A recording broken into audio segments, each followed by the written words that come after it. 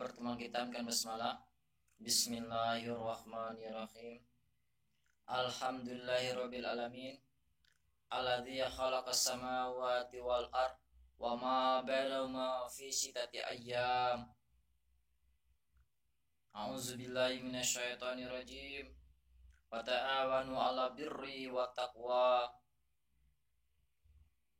A'udzubillahi minasyaitonir rajim. Wal asri innal insana lafi khusr illa alladziina amanu wa 'amilus shalihat wa tawassaw bil haqq wa tawassaw bis sabr. Allahumma shalli ala Muhammad wa ala ali Muhammad kama shallaita ala Ibrahim wa ala ali Ibrahim wa barik ala Muhammad wa ala ali Muhammad kama barakta ala Ibrahim wa ala ali Ibrahim fil alamin innaka Hamidum Majid. Allahumma inna nas'aluka ilman nafi'an wa rizqan halalan thayyiban katsiran mubarakan wa amalan mutaqabbalan. Amma ba'du. Pertama dan terutama sekali, marilah kita senantiasa memanjatkan rasa puji dan syukur kita kehadirat Allah Subhanahu wa taala, karena sampai detik ini kita masih mampu, masih diberi Allah kesehatan baik jasmani ataupun rohani. Allah mudahkan kita untuk senantiasa meningkatkan keimanan kita. Allah mudahkan kita untuk senantiasa beramal soleh yang Allah ridhoi, dan Allah mudahkan kita untuk senantiasa berusaha mengikuti kebenaran-kebenaran dan mengamalkan kebaikan-kebaikan yang diperintahkan oleh Allah Subhanahu wa taala di dalam Al-Qur'anul Karim dan dicontohkan oleh Rasulullah sallallahu alaihi wasallam di dalam hadisnya, baik perkataannya, perbuatannya atau ketetapan beliau. Itulah nikmat yang besar yang harus senantiasa kita bersyukur. Bagaimana kita mensyukurinya? Kalau kita mensyukuri dengan nikmat Allah, dengan lisan kita ucapkan alhamdulillah ala kulli halin.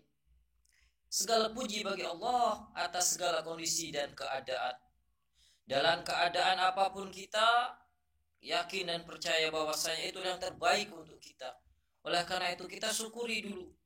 Setelah kita syukuri, kita belajar mempelajari, mengevaluasi apa hikmah dan pelajaran dari sebuah peristiwa.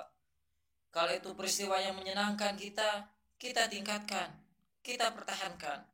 Kalau itu suatu peristiwa yang mungkin membuat kita tidak enak, tidak nyaman, sedih, maka kita ambil hikmah dan pelajaran dari sebalik peristiwa itu. Yakin dan percayalah bahwasanya setiap peristiwa itu sudah Allah takdirkan di Lauhil Mahfuz, sudah Allah tetapkan dengan ketetapannya, yakni kadar baik dan kadar buruk, takdir baik dan takdir buruk. Tugas kita hanya bersyukur, introspeksi diri, dan senantiasa memperbaiki, berbuat lebih baik apapun yang telah Allah takdirkan di dalam diri kita, insyaallah. Baik, pada kali ini kita akan membahas tentang petuah sang ayah. Ayah saya bernama Abdul Razak. Beliau dilahirkan di Kampung Dalam. Di sana beliau dilahirkan di Kampung Dalam, Muara Kibul, Kecamatan Tabir. Beliau di dalam menjalani karir kehidupannya atau jenjang pendidikannya, setelah masuk sekolah dasar atau SR sekolah rakyat, berikutnya beliau memasuki SLTP atau SMP. Berikutnya beliau ke SMP-nya itu di Towali Padang Panjang.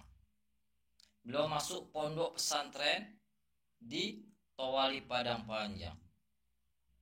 Nah, ketika beliau sebelum masuk Towali Padang Panjang, beliau sempat juga berkelana menuntut ilmu agama di tempat-tempat lain, yakni pada waktu itu di Kerinci. Nah, setelah beliau menuntut ilmu di Kerinci, beliau mendapatkan informasi dari teman-teman beliau atau saudara-saudara beliau yang sekolah di Tawalib Padang Panjang. Akhirnya beserta rombongan beliau dari Kerinci menuju Tawalib Padang Panjang pada waktu itu sekitar tahun 70-an. Beliau dengan berjalan kaki.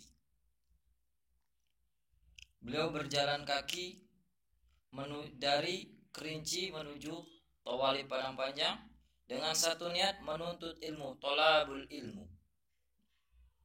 Begitulah perjuangan beliau menuntut ilmu, sehingga butuh berhari-hari, bermalam-malam, berhari dan bermalam beliau sehingga sampai di kota Padang Panjang. Pada zaman itu, pada tahun 70-an, Tawalib Padang Panjang adalah sebuah pondok pesantren modern yang sangat terkenal. Muridnya lebih kurang beribu-ribu. Sangat masyhur, sangat terkenal, khususnya di Sumatera, di Indonesia, bahkan sampai ke luar negeri. Bahkan tidak sedikit orang-orang luar negeri seperti Malaysia petuah sang ayah. Nak, saya hanya bangga dengan kamu ketika kamu mampu berusaha mengamalkan ilmu-ilmu kamu yang kamu peroleh dari pondok pesantren Tawalib. Alhamdulillah, Allah mudahkan saya sekolah menengah di pondok pesantren Tawalib Padang Panjang, Sumatera Barat. Nah, ketika saya menimba ilmu di sini, Masya Allah, begitu banyak ilmu keagamaan yang saya pelajari. Kurikulum pada waktu saya 75% pendidikan agama, sedangkan 25%-nya pendidikan umum. Sehingga ketika saya di pondok pesantren, banyak sekali ilmu-ilmu dasar agama yang saya pelajari.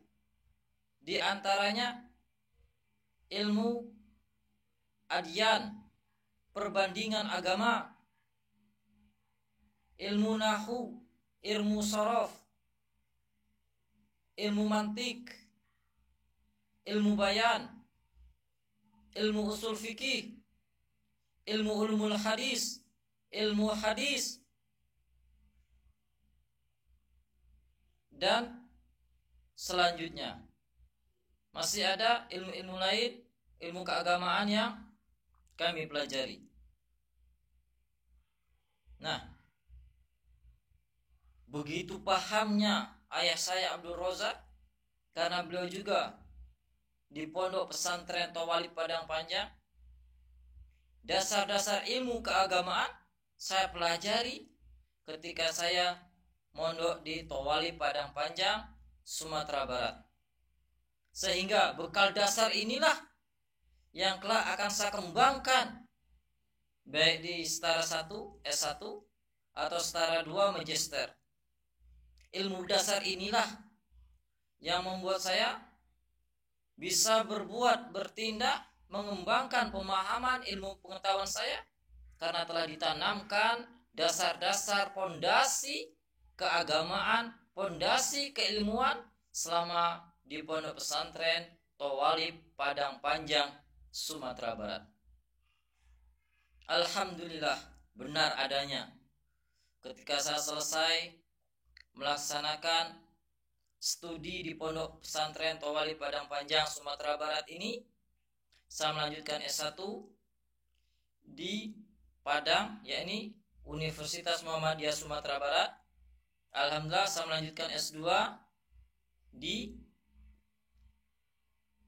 IAIN Bukit Tinggi Agam Sumatera Barat.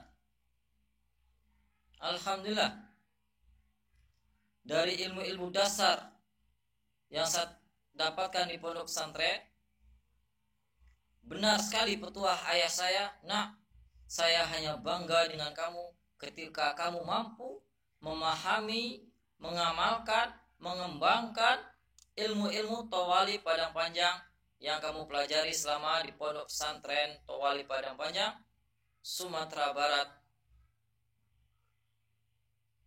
Sehingga petuah inilah yang saya rasakan, saya teriang-iang di kepala saya, di benak saya, di aktivitas saya, setiap perbuatan tindak tanduk saya, sehingga Allah mudahkan saya sampai sekarang ini untuk menikmati ilmu pondok pesantren yang telah saya dapatkan dan untuk mengembangkan dan berusaha untuk mengamalkannya semampu saya, sebisa saya, sesuai dengan kemampuan kapasitas yang saya miliki dalam kondisi keadaan yang saya rasakan. Nah, mudah-mudahan petuah ini juga bisa saya tanamkan di dalam otak saya tanamkan di hati sanubari saya, dan sehingga inilah buah hasil dari perjuangan saya di pondok pesantren, dan insya Allah mudah-mudahan Allah mudahkan saya untuk mengembangkannya, mengamalkannya, dan mendakwahkannya sehingga bermanfaat bagi diri saya sendiri, bagi keluarga saya, bagi masyarakat saya dimanapun saya berada, bagi bangsa dan negara saya Indonesia, dan insya Allah mudah-mudahan ini juga bermanfaat bagi dunia insya Allah, sehingga menjadi kebaikan-kebaikan, menjadi suatu amal kebaikan yang kelak saya kutip, yang kelak saya petik, yang kelak saya nikmati, baik secara hidup di dunia ini secara langsung, ataupun insya Allah menjadi amal soleh ketika saya dikubur. Allah berikan saya nikmat kubur insya Allah, dan akan menjadikan saya bahagia hidup di akhir kelak, sehingga Allah mudahkan saya, kita semuanya masuk ke dalam surganya Allah. Dan amin, amin ya rabbal alamin. Baik, kita tutup pertemuan kita dengan mengucapkan hamdalah, alhamdulillahirabbil alamin. Doa kafatul majelis, subhanakallahumma wa bihamdika asyhadu an la ilaha illa anta astaghfiruka wa atubu ilaik. Assalamualaikum warahmatullahi wabarakatuh.